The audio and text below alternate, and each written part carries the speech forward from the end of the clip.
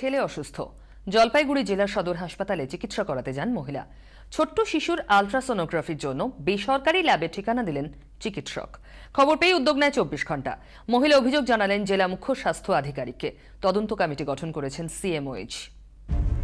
স্বামীর সঙ্গে থাকেন না, বাপের বাড়িরও অবস্থা ভালো নয়। বছর পাঁচেকের অসুস্থ ছেলে দিনেশকে নিয়ে জেলা হাসপাতালে ছুটে এসেছিলেন প্রতিমা রায়। প্রতিমা জলপাইগুড়ির ধূপগুড়ির পাটকিদহের বাসিন্দা। বহির্বিভাগে টিকিট করে শিশুরোগ বিশেষজ্ঞ, সেখান থেকে সার্জিক্যাল ইউনিটে। দিনেশকে দেখার পর আলট্রাসোনোগ্রাফির পরামর্শ দেন চিকিৎসকেরা। মহিলাকে জানিয়ে দেওয়া হয় হাসপাতালে ব্যবস্থা নেই, আলট্রাসোনোগ্রাফি করাতে হবে বাইরে থেকে। এরপর টিকিটের সঙ্গে সেটে দেওয়া হয় বেসরকারি ল্যাবের ঠিকানা। গার্জেন বলতেছে যে তোমাদের বাচ্চাকে আলট্রাসোনোগ্রাফি করতে হবে। বললাম স্যার হসপিটালের ভিতরে হবে না?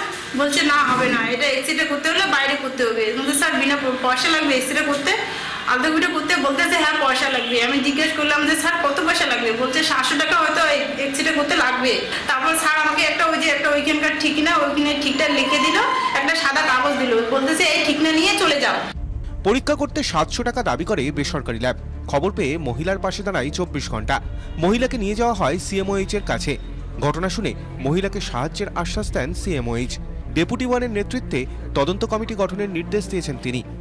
যে আমরা এখন ফ্রি ডায়াগনস্টিক মোড চালাচ্ছি, কারণ আপনার ইসিজি, তারপরে আপনার যে ডায়ালিসিস এবং ডিজিটাল এক্সরে, তিনটাই টোটালি ফ্রি অফ কস্টে আমরা দেওয়ার জন্য দিচ্ছি এবং দেওয়ার জন্য আমরা দায়বদ্ধ।